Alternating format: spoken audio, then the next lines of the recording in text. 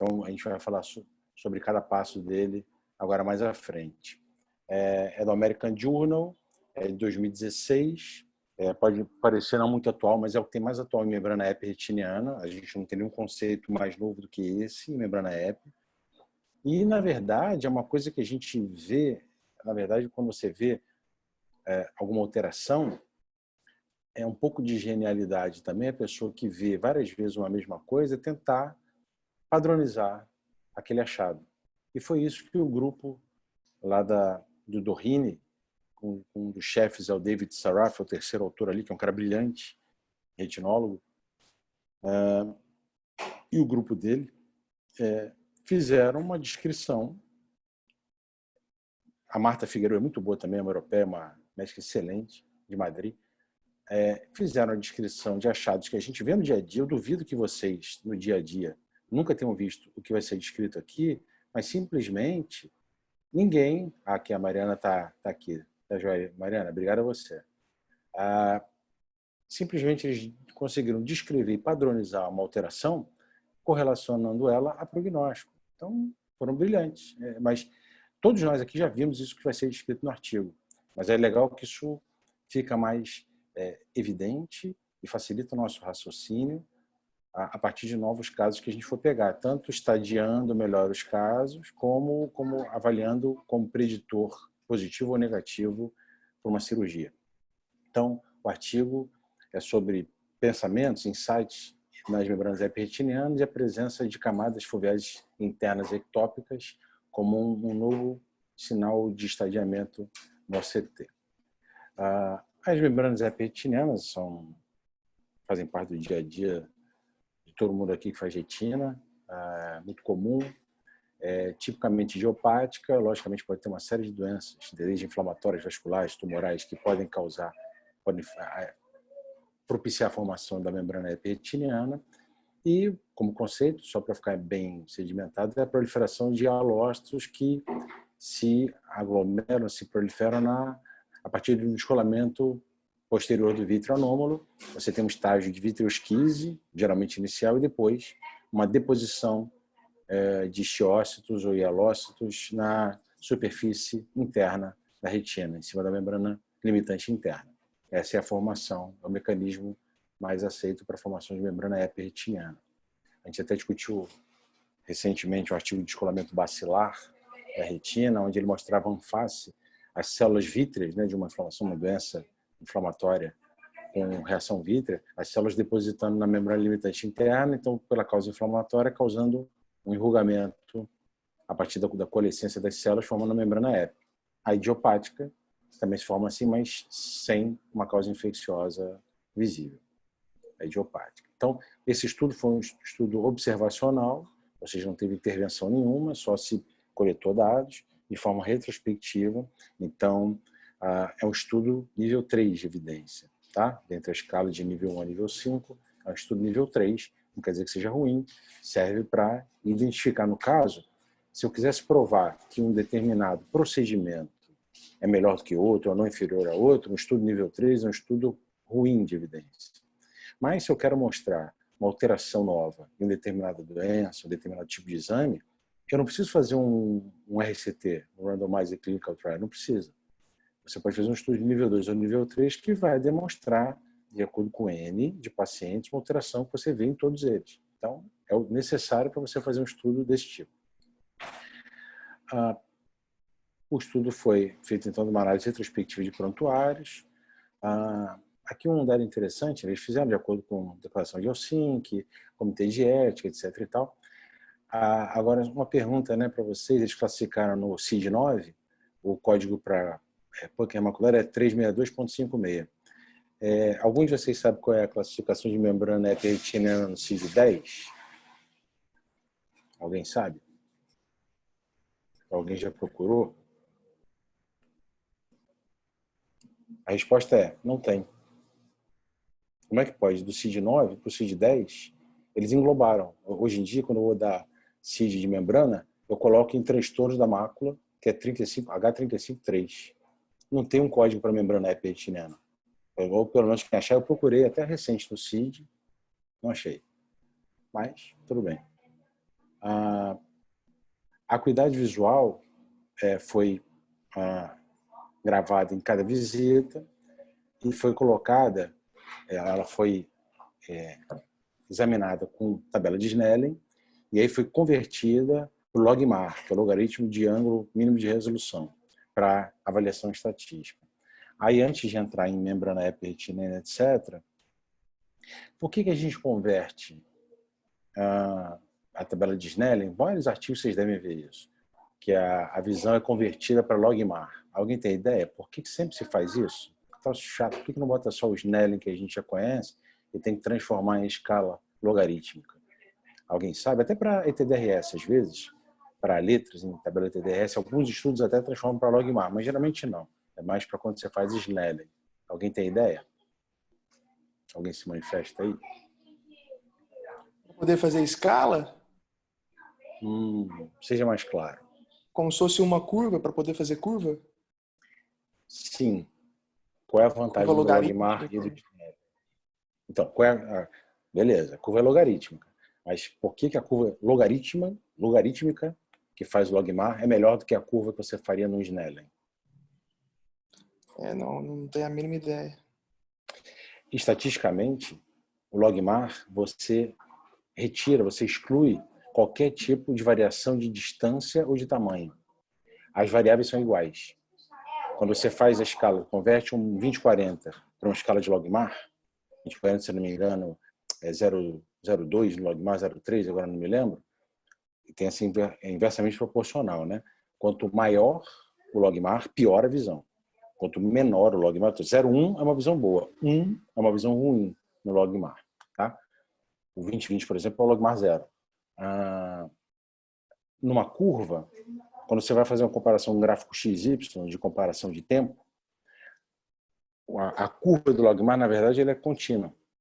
E a curva do Snellen, ela pode ser afetada ou para cima, ou para frente, ou para trás, de acordo com a posição que você coloca da refração e do tamanho do projetor.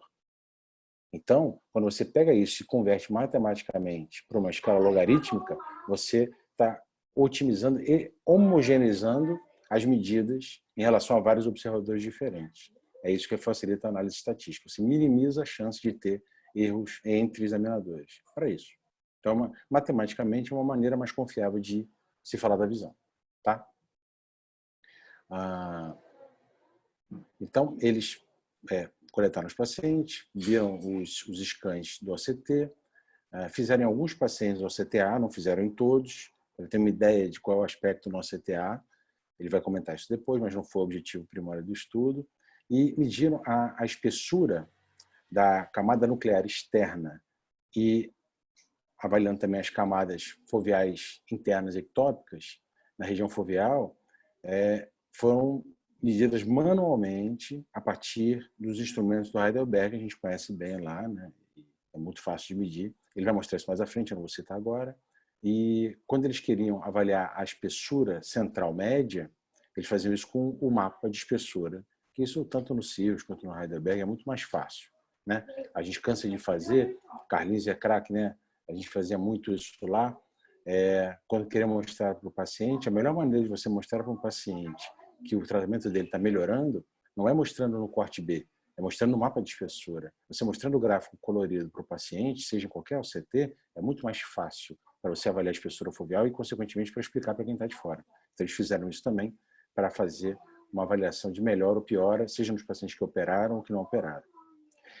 O critério de inclusão eram membranas epiretinianas, uni ou bilaterais, e os critérios de exclusão eram todas as causas possíveis secundárias. Então, cirurgia intraocular prévia, a não ser uma catarata, escoramento de retina, DMRI, neovaso, serosa, retinopatia proliferativa diabética, e N causas, está aqui, estão todas listadas. São todas causas secundárias, é legal para quem não conhece, ler todas para saber que são causas de membrana epiretiniana.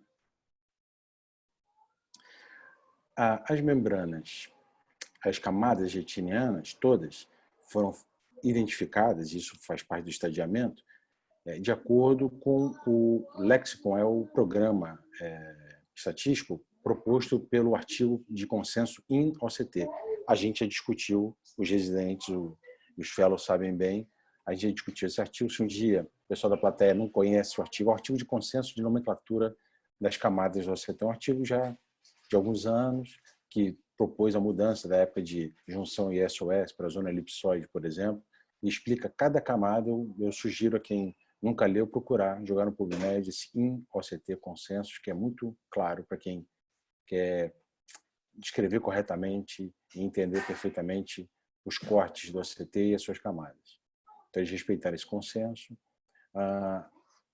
e propuseram esse novo conceito, que é das camadas foveais internas ectópicas.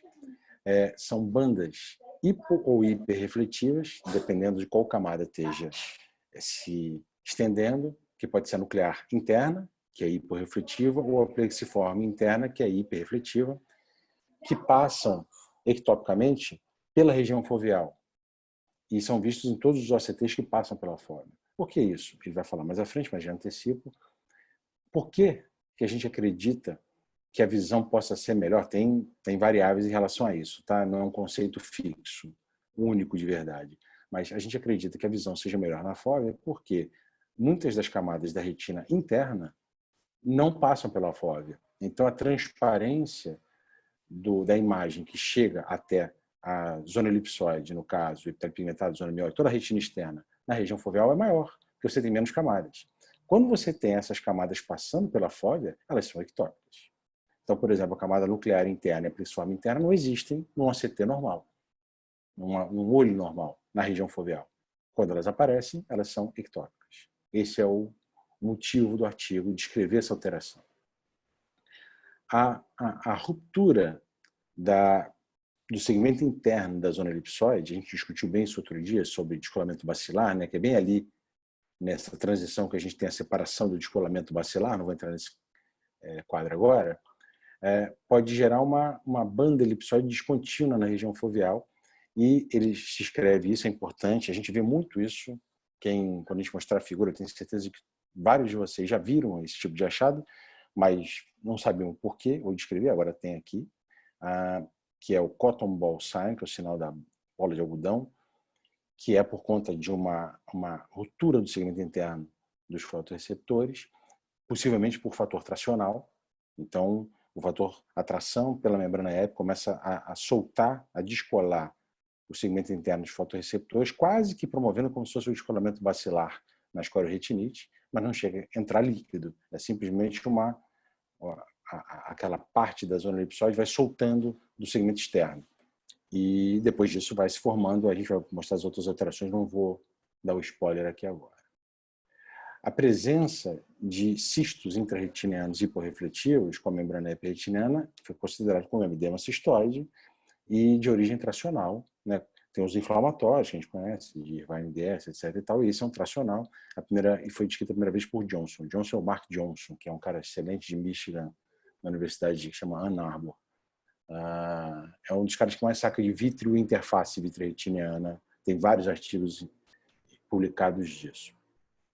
Então, aqui na figura 1, é interessante para mostrar um pouco desses conceitos. Aqui, por exemplo, uma membrana, já no estágio 2, depois a gente vai colocar todos os estágios. No estágio 2. Por que é estágio 2? Vocês veem que tem uma continuação da camada nuclear externa invaginando para dentro da retina interna. Isso é característica do estágio 2. Então, como é que você mede? Desde a limitante externa até a membrana epiretiniana. Isso daqui, essa área hiporrefletiva, não existe numa fóvea normal. Isso é invaginação por tração da camada nuclear externa. Aqui já no estágio 3, você tem a definição das camadas todas, se você for ver camada por camada, não tem uma desorganização tão grande, mas olha aqui, plexiforme, olha, a nuclear interna, e aqui já a área de retina interna já a partir da plexiforme. Então você já tem camadas que normalmente você não tem na região foveal. E a membrana epi aqui. Essa banda hiperrefletiva e essa banda hiporrefletiva fazem parte das camadas foveais internas e ectópicas. Tá? A gente vai falar mais à frente.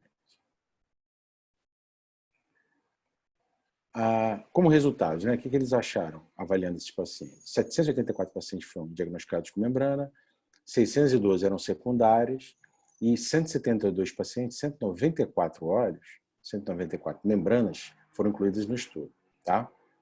A presença das camadas foveais internas ectópicas apareceu em 32% desses pacientes. Ou seja, 32% dos pacientes estavam, pelo estadiamento que eles propõem aqui, tomográfico, estavam no estágio 3 ou 4. E a refletividade no ACT foi similar àquela hiporrefletiva da camada nuclear interna e hiperrefletiva da plexiforme interna. A gente já sabe isso. Toda camada nuclear, núcleo de célula, é hiporrefletiva.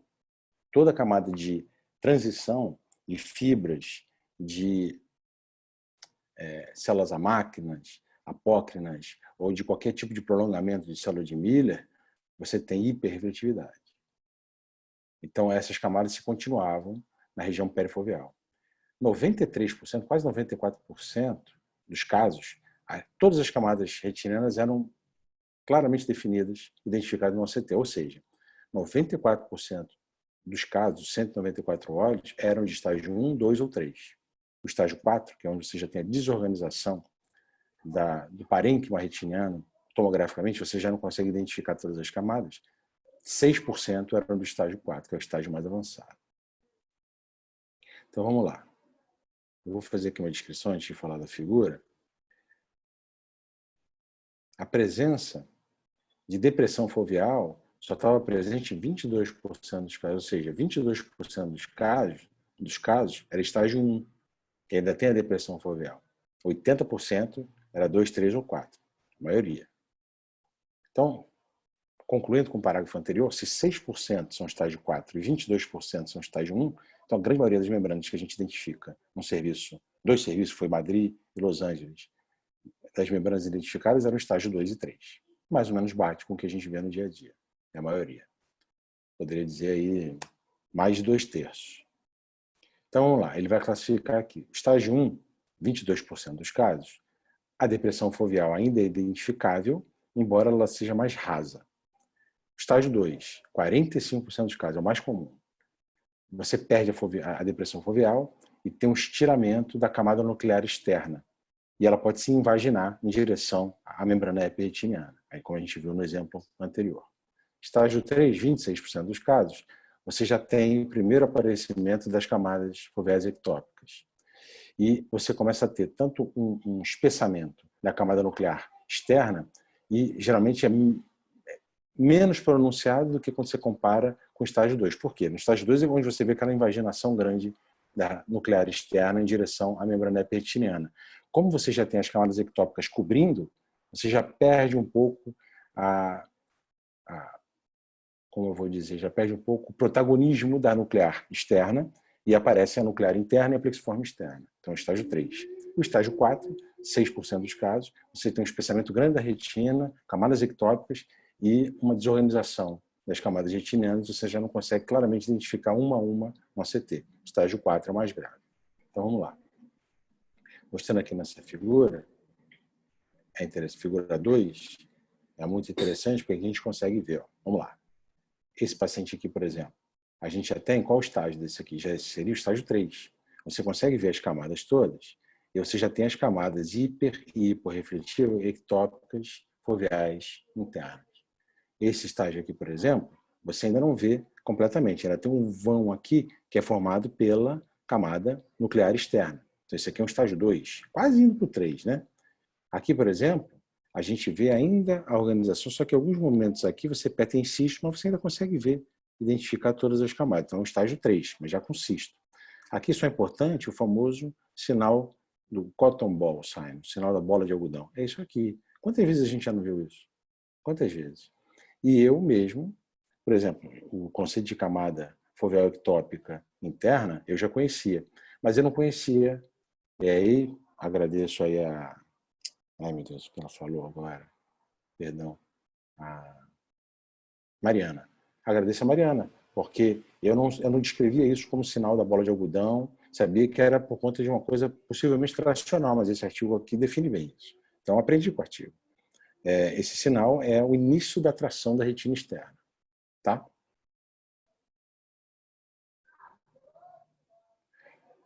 Em relação aqui ao estadiamento, como ele falou agora, ele descreveu no texto, é muito claro, Muito clara essa ilustração, tá? Muito boa.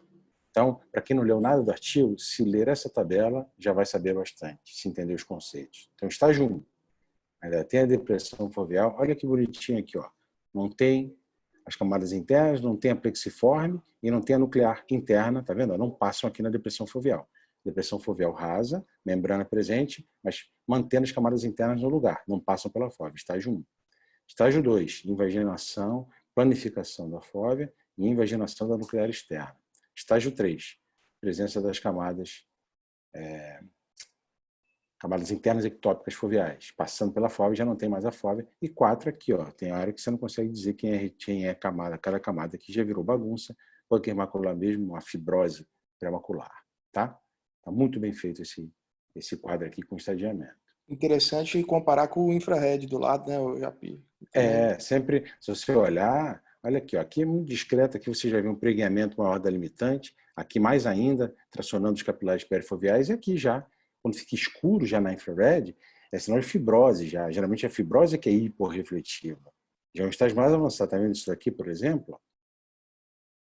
Isso daqui, ó, aqui tá o vaso, mas isso daqui, ó, vocês conseguem ver aí eu mostrando? Isso aqui, ó, hiporrefletivo, é fibrose, que você não vê aqui, por exemplo. Então aqui você vê, bem no meio. Aqui, ó, isso não é vaso, isso é fibrose, tá? Deixa eu voltar aqui um pouco. Aqui, quanto às características dos pacientes, é legal, porque você vê que entre os estágios tem diferenças com p-valor significativo, menor que 0,001. Então, olha que interessante, quanto à espessura foveal central, 320 em média do estágio 1 para 639 no estágio 4. Diferença significativa em estatística. Isso vai implicar depois em prognóstico visual. Espessura da camada nuclear externa, 169, aí o maior é no estágio 2, e depois cai. No estágio 4 você já não define mais quem é quem. Então você vê no estágio 2, como ele falou, é a hora da invaginação. Então é onde o protagonismo da nuclear externa é maior. Mas é a hora que ainda dá para salvar mais, que o prognóstico ainda não é tão ruim. Edema macular cistoide, 0, 2, 3, 2,3%, 13, 41%, ou seja, edema cistoide não é um bom prognóstico em membrana epiretiniana. Ruptura, né, descontinuidade da elipsoide, 21%, 75%, ou seja, também não é, ou seja, sinal da bola de algodão.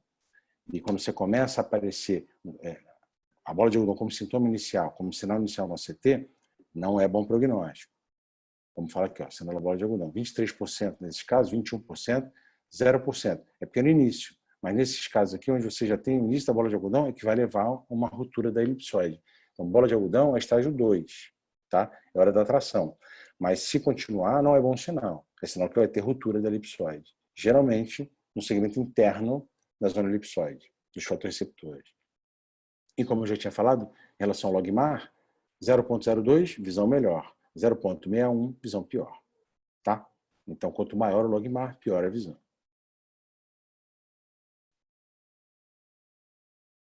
Voltando aqui.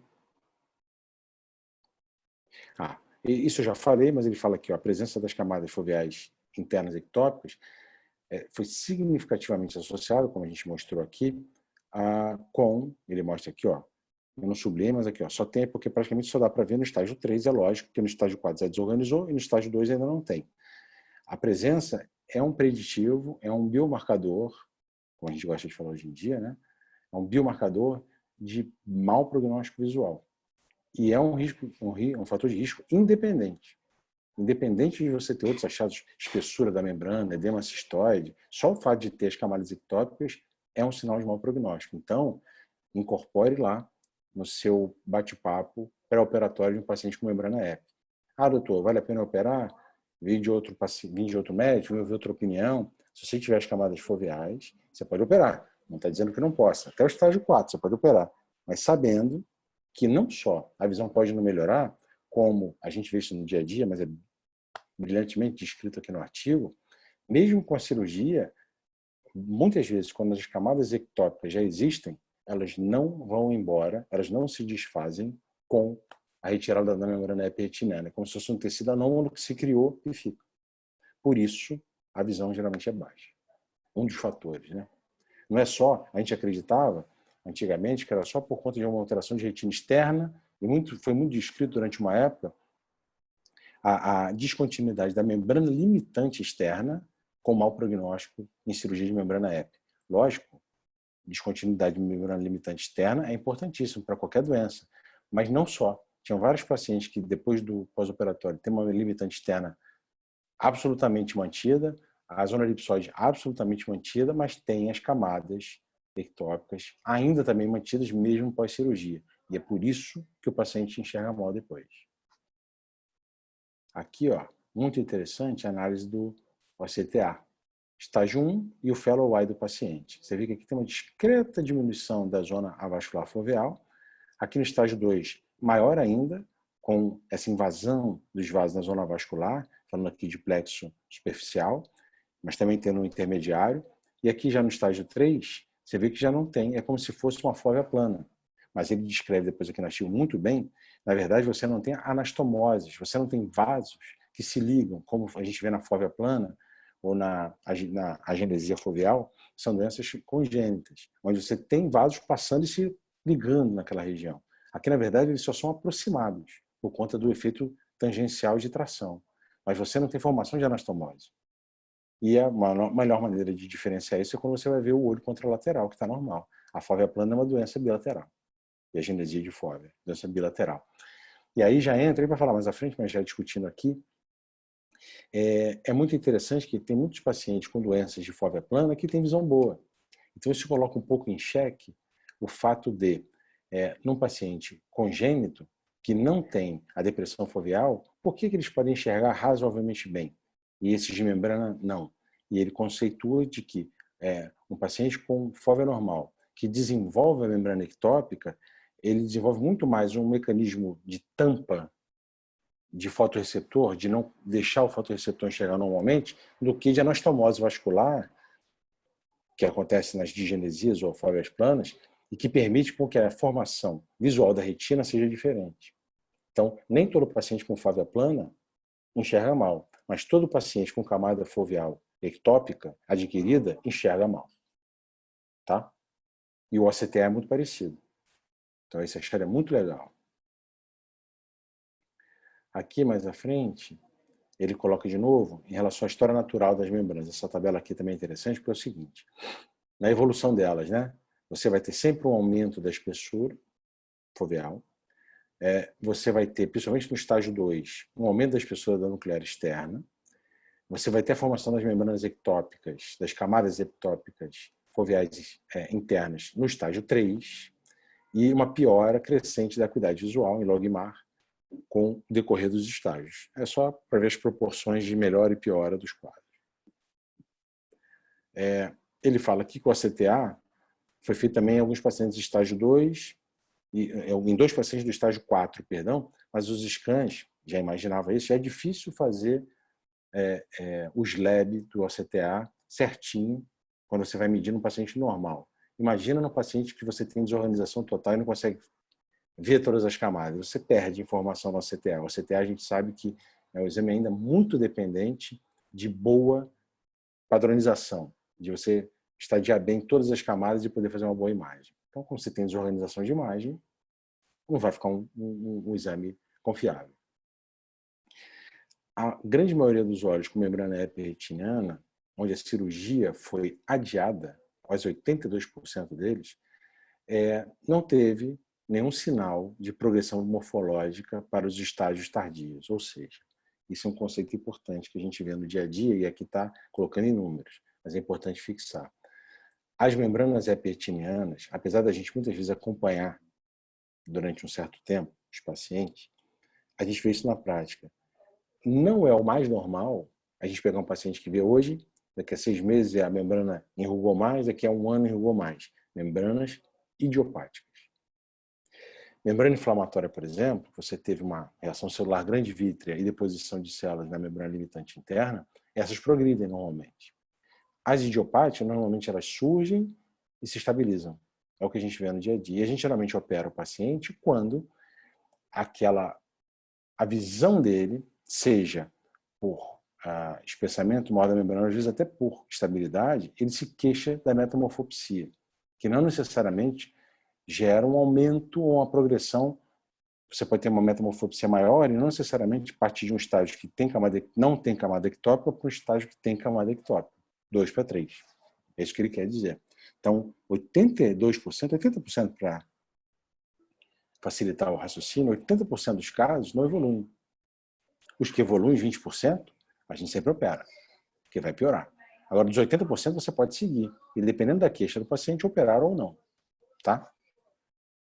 No estágio 2, as membranas epitelianas já tem o sinal da bola de algodão, como a gente falou, que é da atração do fotorreceptor, e geralmente foi maior no final do período de acompanhamento. Isso é interessante. A membrana em si não progrediu, de estágio 2 para 3, por exemplo.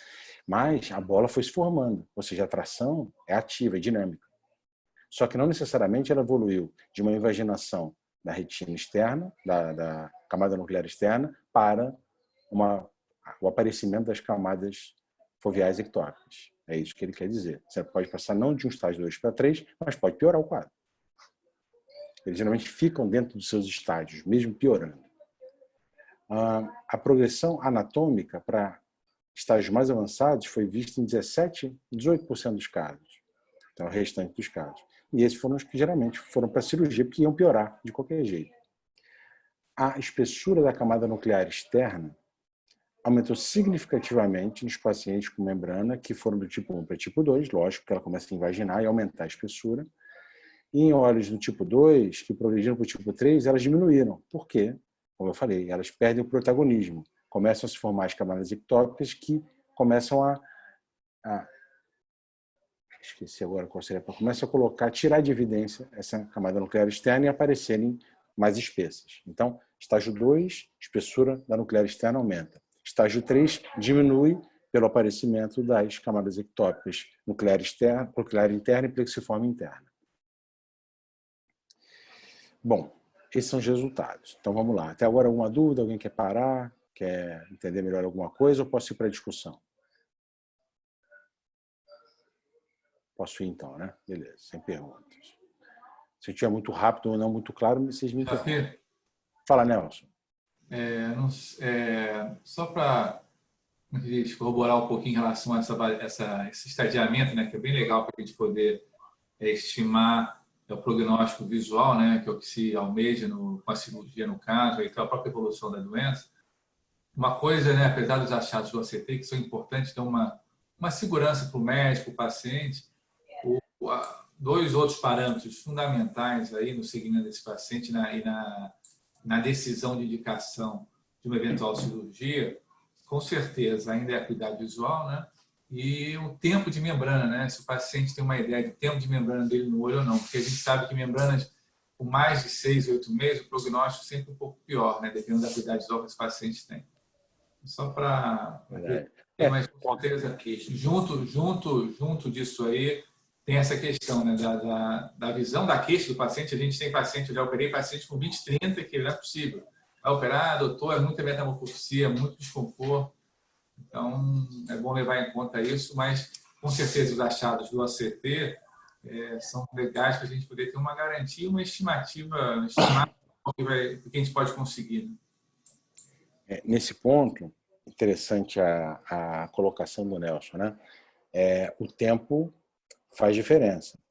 E principalmente, que para ficar bem claro, apesar das membranas, as que estão no estágio 2 geralmente ficam no estágio 2, as que estão no estágio 3 geralmente ficam no estágio 3, né? Que é o que ele fala no artigo, que é o que a gente vê no dia a dia.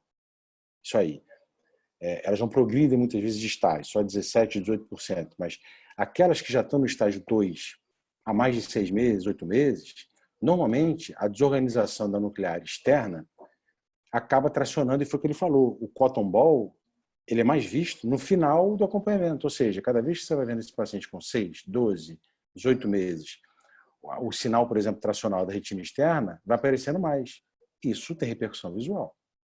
O pessoal do estágio 3, onde apareceu a membrana, as membranas ectópicas nucleares, as membranas ectópicas foveais internas. Imagina um paciente que acabou de entrar no estágio 3.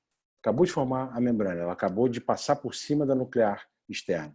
E imagina um paciente que já tem essas camadas ectópicas há 1 ano. É totalmente diferente. A possibilidade de reversão delas, a formação delas é muito maior se você pegar ela no início da formação. Então, o que o Nelson falou, fundamental. Sempre perguntar para o paciente, tentar saber, com exames anteriores, quando surgiu essa membrana. E outro ponto importante, que ele não discute aqui no artigo, que é um artigo já só de descrição de achado de exame, né? Mas falando já do tratamento, de cirúrgico, por exemplo, exatamente o que o Nelson falou. A visão, por incrível que pareça, não é o fator, não é o parâmetro principal para, não que ele seja dispensável, mas não é o principal para operar a membrana. É a metamorfopsia.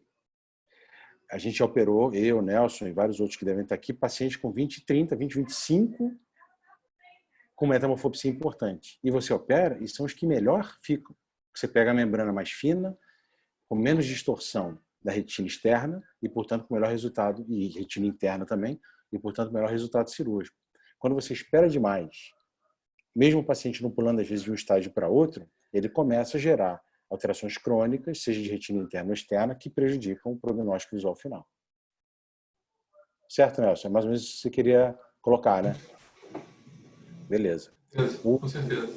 Uma pergunta aqui é que os cistos estão associados mais a que estágio? Normalmente, 3 e 4.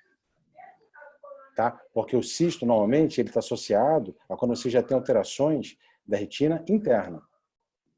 Alguém perguntou aqui. O cisto está associado mais a que estágio? Isso eu acabei de responder. Metamorfopsia se relaciona mais à camada nuclear? Não necessariamente. A metamorfopsia, geralmente, é um reflexo do enrugamento da espessura da membrana na superfície da limitante interna.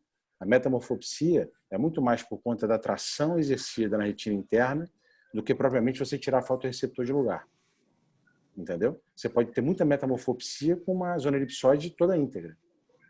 Então é muito mais a ver lá com a retina interna, camada nuclear, quando você pergunta, interna. Tá? Mais com ela de cima. Eu acho que começa, como eu já falei, com a invaginação da externa, mas é mais a ver com as camadas internas do que externas, a metamorfopsia. Então, ó, na discussão, aí algumas coisas, eu vou me repetir um pouco aqui na discussão, porque eu já falei várias coisas que já estão na discussão aqui, mas vamos lá. Alterações, nada, quem perguntou aqui está agradecendo, nada. Fatores como a ruptura da zona elipsoide e alterações na duração, né, no comprimento, no segmento externo dos fotorreceptores já foram descritos, assim como as lesões de membrana limitante externa. E são correlacionadas a uma pior visão, tanto pré-operatória quanto pós-operatória. Mas se achava que só isso tinha influência. E de anos para cá, com a descrição dessas alterações internas, é que a gente começou a ver que não é só a retina externa que enxerga. A retina interna também é fundamental. O espessamento da camada de células ganglionares também foi significativamente associado com a redução da acuidade visual. Isso, na verdade, foi um achado que se viu em alguns casos, alguns artigos um pouco mais antigos, tem relação, mas com a progressão do conhecimento com ACT, vendo que existem essas camadas ectópicas, elas são muito mais importantes no prognóstico visual do que o espessamento da ganglionar e da plexiforme interna. Então, na verdade, a presença ectópica da plexiforme interna e da nuclear interna são mais importantes do que o espessamento da ganglionar. Tá? Tem trabalho já mostrando isso. E esse aqui corrobora. Aqui, só mais um exemplo, nessa figura 5, olha aqui. Ó. Isso aqui é interessante para a gente ver os pacientes em evolução. Por exemplo, esse caso aqui. O paciente evoluiu. Ó, de uma membrana bem leve aqui, estágio 1, para um estágio 2, invaginação da nuclear externa. Esse caso aqui, por exemplo, estágio 2 para estágio 3. Você não tinha ainda continuidade, né, as camadas ectópicas internas, e aqui você já tem. Aqui, por exemplo, um estágio 3, você define bem as camadas, e aqui 4, que, por exemplo, aqui, ó, você já não define nada. A membrana aumentou e você já não tem definição das camadas internas da retina. Então, foi de estágio 3 para o 4. E o cisto aqui, ó o cisto, que é mais comum no 3 e no 4. Aqui no 3, nesse caso aqui, não tinha ainda, mas ó, aqui não é cisto, não é tração. Mas você pode ter, ó, isso aqui, ó, pode ser um indício de um cisto, aqui talvez, mas não dá para dizer muito bem. Aqui claramente é um cisto. Então, o pessoal me respondeu isso aí, estágio 3, estágio 4. Geralmente você tem os cistos. E cisto não é bom sinal, porque ele só aparece quando as camadas retinianas internas estão alteradas. Tá? Aqui já são casos, aqui um outro paciente, olha que interessante. Ó. Ele foi do 1 em 2012, para o 2 em 2014, para o 3 em 2015.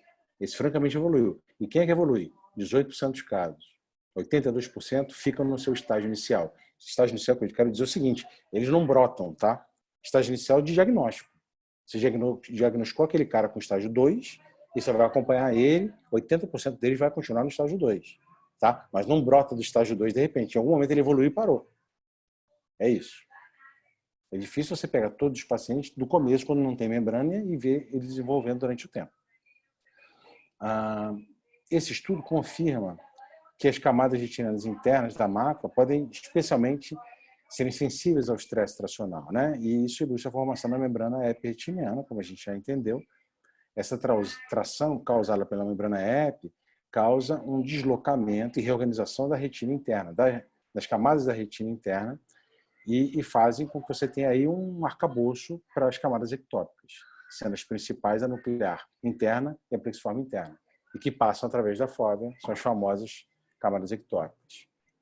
Não é muito claro até onde forças mecânicas são suficientes para promover essa ectopia. Existe um mecanismo muito conhecido também de ativação de célula de Miller. A gente sabe que a célula de Miller, o prolongamento pé da célula de Miller, é a membrana limitante interna. Então, se você está mexendo, está depositando uma outra estrutura em cima da limitante interna, é lógico que você vai mexer com a fisiologia da célula de Miller. Então, quando você ativa as células de Miller, você pode ter uma proliferação. A célula de Miller é o arcabouço da retina. Então, quando você altera enzimaticamente o funcionamento da célula de Miller, você pode provocar um deslocamento das camadas todas, sejam internas ou externas, e seja mais um mecanismo não só atração, mas como uma desconfiguração da anatomia normal da célula de Miller. A célula de Miller é fundamental para a retina. Tá? Esse fato, clinicamente, pode ser relevante porque tem implicações prognósticas, influencia na decisão. O Nelson estava falando, né, de outros aspectos também, na decisão cirúrgica. A acuidade visual pior é significativamente associada com recuperação pior no pós-operatório. Isso a gente vê sempre, né, Nelson? Geralmente o paciente tem 20/30, 20/40, é um paciente que vai ter visão melhor do que aquele que opera já com 20/80, 20/100. É o normal que a gente vê. Tem surpresas às vezes, mas não é o comum.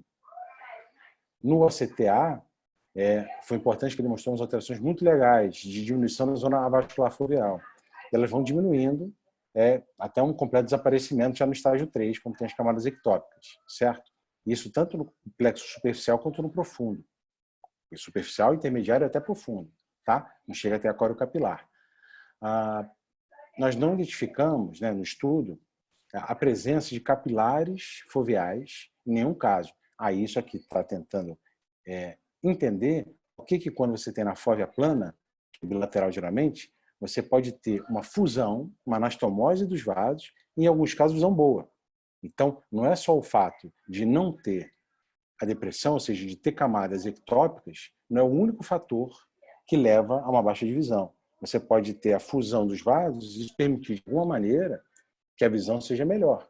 Então, não ter a depressão foveal, ter camadas ectópicas e que não se comunicam, ou seja, não se anastomosam, pode ser um fator de pior prognóstico, o que acontece nas membranas, com a evolução dos estágios. Aqui, e ele fala isso aqui, ó, o mecanismo fisiopatológico que leva à perda de visão dessas camadas ectópicas pode ser por um deslocamento à frente, né, externo, das camadas internas durante o desenvolvimento foveal, que cria uma zona, como a gente já viu, essa invaginação cria uma zona mais clara, onde tem mais cones, né? A gente sabe 90% dos cones está na fóvea, né? Está na região foveal. Entretanto, essa vantagem funcional do PIC foveal é intrigante em caso de fóvea plana que tem acuidade visual boa. E aí ele começa a descrever sobre justamente isso. Será que o mecanismo vascular de anastomose pode, de certa forma, promover uma troca melhor entre as camadas e uma visão melhor. No caso da membrana, como você não tem anastomose, você só tem uma aproximação dos capilares, filtração. Então, é só uma discussão, ninguém sabe. Voltando aqui, essa figura 7, que é um gráfico de box plot, né, que a gente chama de caixas, né? É interessante para quem não entende, olha para isso aqui e não entende nada, é muito interessante, é bem colocado esse gráfico aqui, né? Então a gente está levando aqui em conta a visão de um logMAR melhor para um pior, ou seja, visão boa para visão ruim, e aqui o box plot é aquela população de pacientes que tem aquele estágio. Então estágio 1, estágio 2, estágio 2 para o estágio 3, tá? Então vocês veem que quanto menor a evolução, melhor a visão. E quando você tem aí, aqui ele coloca com asterisco, representa o valor máximo de acuidade visual naquele grupo. Ou seja, a maioria dos pacientes tinha visão boa e o pior deles tinha 0,1 em logMAR. 0,1, os pacientes que tinham estágio 2, era a média deles. Eles iam até 0,2. Quando você vê a conversão do 2 para o 3, vocês veem que a caixa sobe. Então, se a caixa sobe é porque quase todo grupo, mesmo que você tenha uma média, você tem pacientes no estágio 3 que vão até a visão de 1, 0 logMAR, né, que é a visão de 1, e pacientes que vão até 0,5.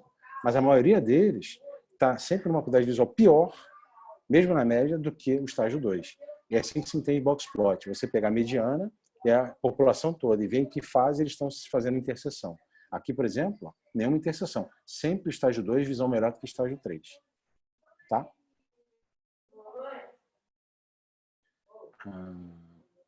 Bom.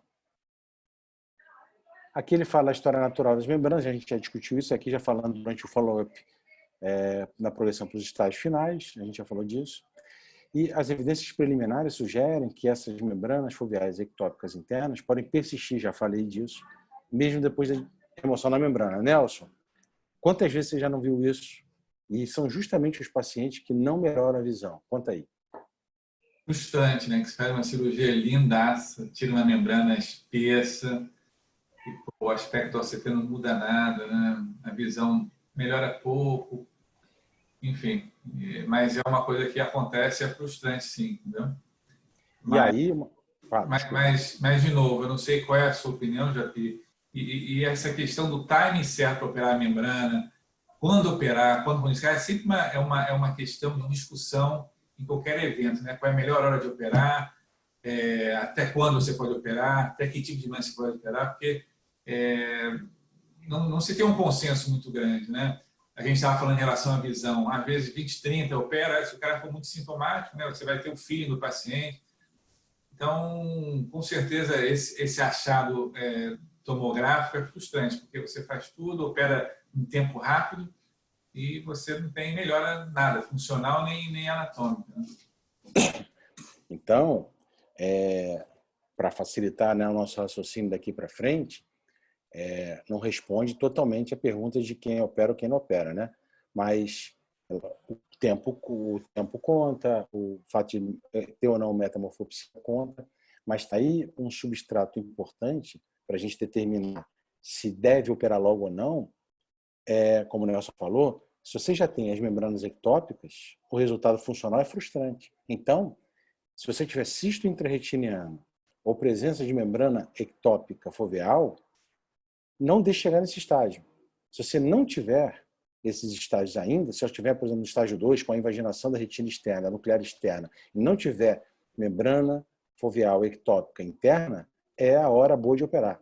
Se você já tiver esses achados, provavelmente eles se manterão mesmo com a retirada da membrana.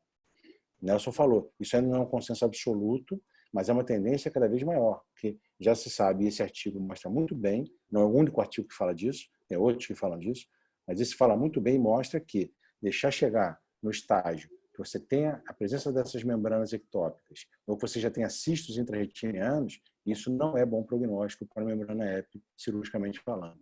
Então, tenta evitar esses estágios, operar antes disso. Você vai ter resultados melhores. Limitações do estudo. Fala, Carlinhos. Então, isso aí que vocês estão falando, assim, a importância de a gente conversar bem com o paciente no pré-operatório, né? Aquela questão da estimativa para não botar aquela estimativa grande, né? Tudo bom, Léo? Rapaz, eu consegui ele para discussão. Cara difícil, cara. Brincadeira, hein, cara? Brincadeira. Você deu a senha para esse cara, né? Conseguiu, eu paguei. Eu tô pagando isso aí? Beleza. Tá bravo, hein? Eu mandei um FII para ele apareceu, pô. Pode falar. Diga aí, meu amigo. Então, aquela conversa que a gente discute muito, né? Cuidados, tudo que a gente falou aí, metamorfopsia, queixa do paciente, a gente leva muito em consideração, mas a gente vendo uns achados a mais, né? Tendo mais coisa para a gente ver no OCT e saber falar, conversar com o paciente ter ciência daquilo antes da cirurgia, já que tem sinais que demonstrariam um pior prognóstico, e porque a gente acaba criando um filho, né? Igual falou, né?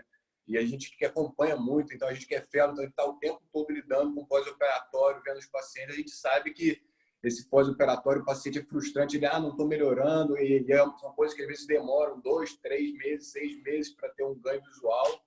Então, a gente já tendo essa orientação precoce, tendo mais um sinal biomarcador aí, é importante, né? Então, importante isso. O biomarcador é mais um argumento para você. Claro. É um argumento para você saber quando indicar melhor, como orientar melhor o paciente, entendeu? As surpresas sempre vão haver, mas é muito difícil você ter um cara operado em estágio 1, 2, que surpreendentemente a você forme um dia uma membrana ectópica, do que o contrário, você pegar um cara com membrana ectópica que eventualmente pode desfazer e ter uma boa evolução visual. Então, quanto mais cedo operar, melhor. Quanto mais cedo operar, melhor. No estágio 1 e 2. Essa é a conclusão. A metamorfopsia conta, você pode acompanhar esse paciente de perto, mas se ele estiver começando, então são sinais ali. Quais são os sinais ruins? Membrana ectópica, líquido intrarretiniano. Quais são os sinais de alerta?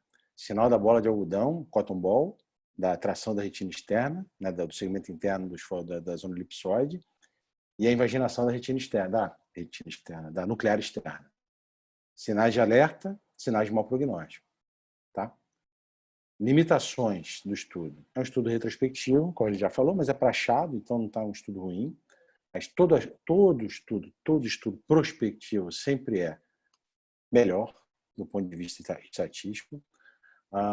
E a conclusão deles é a presença de camadas foveais internas ectópicas estão associadas à baixa de visão.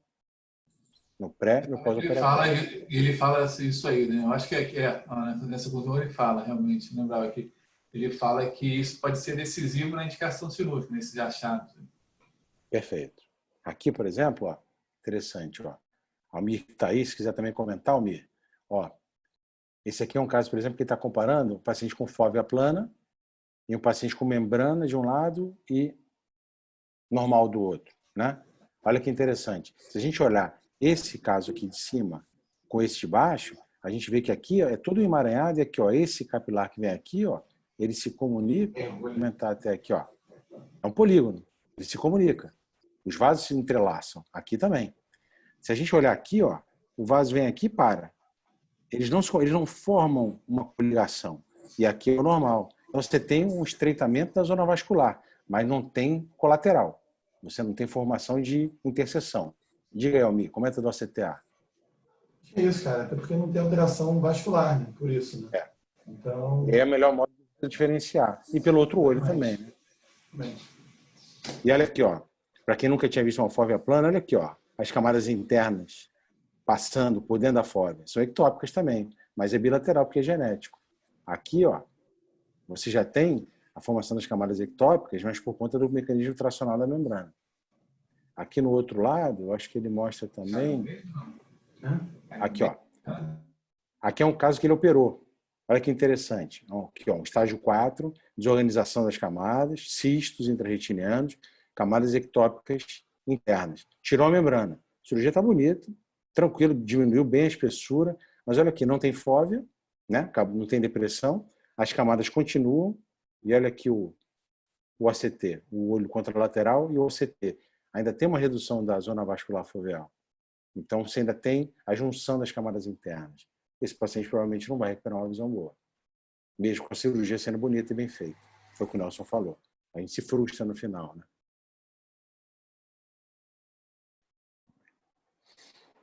Alguma dúvida aí? Ó? Acho que aqui acabou. Alguma dúvida, alguma colocação? Uma coisa só que a gente vê na prática, que acaba fazendo, Gente que faz, eu acho que o pessoal fazia mais, né? Não escuto o pessoal falando tanto, mas a maioria, olha, muita gente quando fazia cirurgia para membrana retiniana, o pessoal no final da cirurgia injetava Ozurdex, né? Acreditava-se que existia um edema residual, né? Mas como a gente mostra na anatomia mesmo ali, tu vai ver que você até pode, provavelmente, você pode reduzir aquele edema que fica, mas o OCTA vai ser super importante a gente mostrar que a zona pubial vascular não vai mudar, né? Ela vai estar naquele mesmo formato doente, né? Não sadio, como o padrão normal. Então, Almir, excelente o que você falou, sabe por quê? Essa é uma tendência durante uma certa época, né? Membranas muito espessas. Espessuras, membranas ou a gente no final da depositadas. cirurgia deixar um pouquinho de triacinolona, né? Perfeito. É muito comum, durante um tempo, a gente botava muito. Era uma coisa assim, OCT com mácula espessa, membrana. Mácula espessa, com edema ou não, botar corticoide no final, seja triacinolona ou Ozurdex, para diminuir e tentar melhorar esse edema.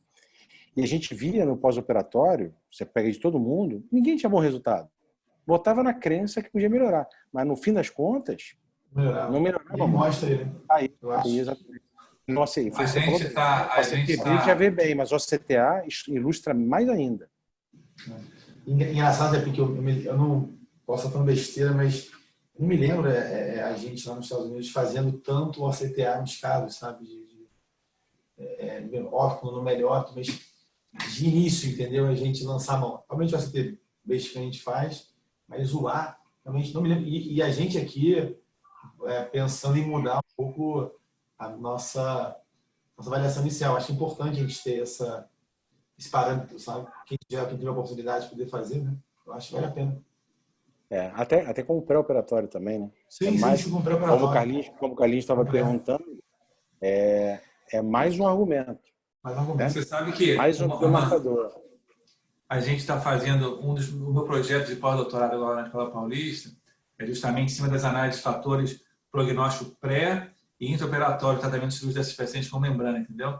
Então, a gente está fazendo imunohistoquímica da membrana, o padrão membrana de aderência na limitante, entendeu? Às vezes você cora, quando você tira a limitante junto, quando você cora e tira, você tira só um pedaço da limitante. Então, fazendo também o Ozurdex e não o Ozurdex nesse paciente. Então, vai ter coisa aí que pode mostrar. Excelente, vai agregar a beça com esse artigo aqui. Né? Mas para membrana idiopática, Nelson? Ou para qualquer tipo de membrana? Qualquer tipo de membrana. Porque, na verdade, isso não é um viés de confundimento. Qual é o objetivo primário deles? É fazer uma avaliação da ação do remédio ou da característica do que eles estão tirando. Aí não importa qual tipo, né? Na análise que eles fizeram aqui, podia ser um viés, porque, como a gente falou, a evolução de uma membrana EP secundária é totalmente diferente de uma membrana EP idiopática. Até pela circunstância das doenças que ela está associada, entendeu? Mas no trabalho do Nelson, não. Pode pegar qualquer uma, fica muito bom. Muito legal. Isso aí vai ser legal, esse resultado depois, né, Nelson? Com certeza. Aqui, alguém me perguntou, Nelson pode responder também, se a gente já pegou algum paciente com membrana EP retiniana após PRK. Não, que eu me lembre. Logo após, como fator causal? Não. Nelson já? Não. Também não. Não, também. Já tive paciente que já fez PRK e em algum momento depois fez membrana. Não, PRK minto, fiz com RK, com cerotomia radial. Mas também porque é paciente mais velho e tal. Já tive paciente que fez, por exemplo, vitrectomia posterior, depois de algum bom tempo veio apresentar a membrana E. Sim, é fator, uma das causas secundárias, né? Outra pergunta aqui.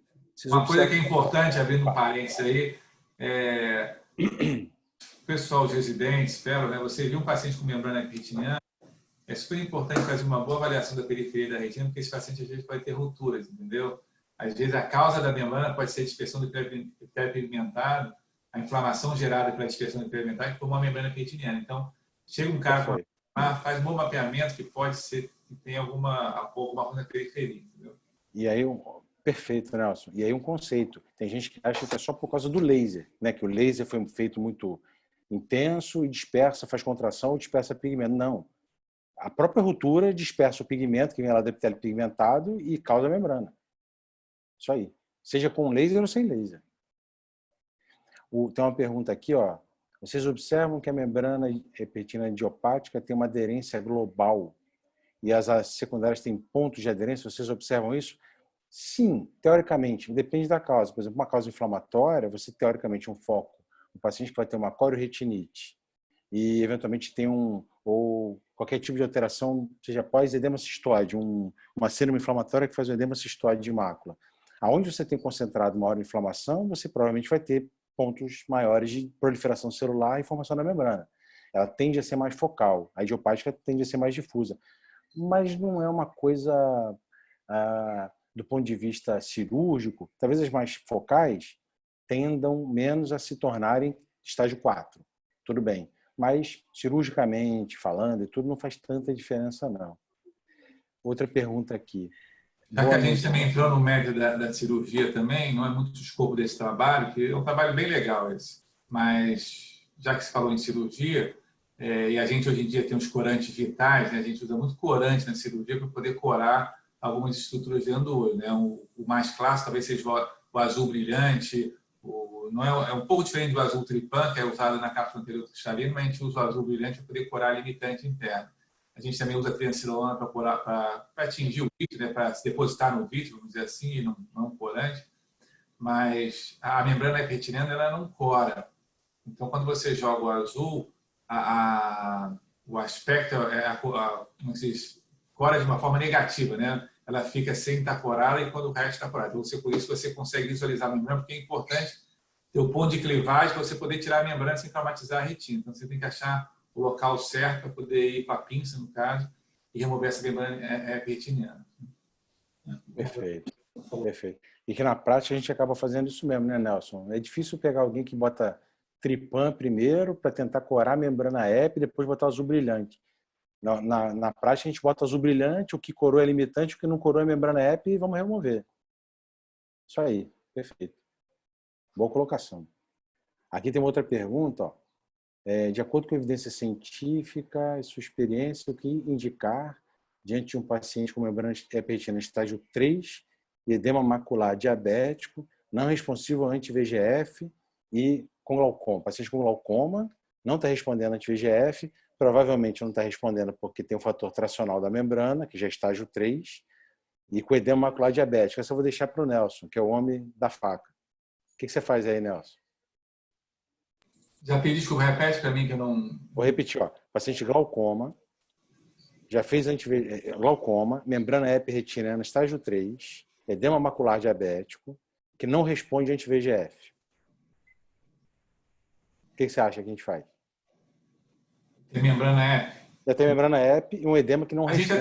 A gente tem um caso que a Marcela apresentou para a gente, de um paciente que já tinha feito 18 ou 19 injeções, e tinha um componente estacional, a gente tirou a tração e a visão dele, o edema foi embora, a visão melhorou. Entendeu? Então, é um paciente, tem aquela coisa, né? Fez mais de 6 injeções, não melhora, faz o switch, troca para outro anti-VEGF, não troca. Aí vai depender muito dessa história do aspecto, né?